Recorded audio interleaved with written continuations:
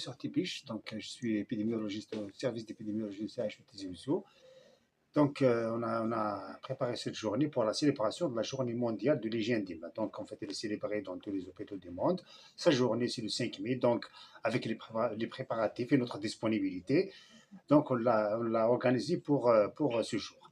Donc cette journée a un rôle principal dans la lutte contre l'infection associée aux soins, à travers bien sûr l'hygiène des mains et la désinfection des mains. Donc, au cours de cette journée, en fait, c'est une journée de sensibilisation et de communication concernant d'abord la problématique qui est posée par les infections associées aux soins, qu'on a fait dans les 3 premières communications. Et puis les 2 communications suivantes, c'est sur comment répondre à cela sur le plan de la prévention primaire et sur le plan de la prévention secondaire. Par exemple, parce qu'il on touche à tout. On fait tout avec les mains. Donc, il y a les germes qui sont déposés déjà dans le milieu extérieur qu'on peut prendre avec les mains. Et c'est-à-dire, quand on ne se désinfecte pas les mains, on ne se lave pas les mains, les germes ils sont toujours là.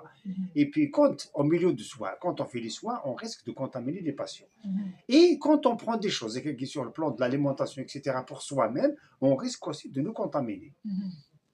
Des germes hospitaliers, la Campylobacter, il y a Pseudomonas, il y a le staphylocoque, il y a le streptocoque, etc. Mais oui, Guillaume, ils peuvent donner par la suite des infections dans n'importe quelle situation de l'organisme. Ils mettent une infection urinaire, ils mettent une infection des poumons, ils mettent une infection de la peau, ils mettent une infection les otites, ils mettent une infection une infection de la peau, comme ils peuvent passer dans le sang pour donner des bactéries. Mais donc, c'est le germe qui pose problème. Mais une fois il est dans l'organisme, ils peuvent donner des infections dans n'importe quel site. Les conseillers à nous, c'est surtout d'abord la sensibilisation à l'importance de l'hygiène des mains, surtout pour le personnel de soignant, le personnel de santé.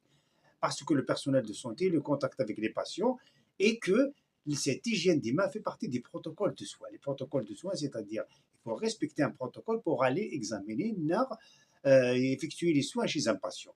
En même temps, il faut que le personnel de soignant, qu'on soit convaincu que tout ça existe réellement. Ce n'est pas ni une imagination, ni une utopie, mais réellement ça existe. Les germes sont là, ils entraînent des infections, ils sont transmis majoritairement par les mains.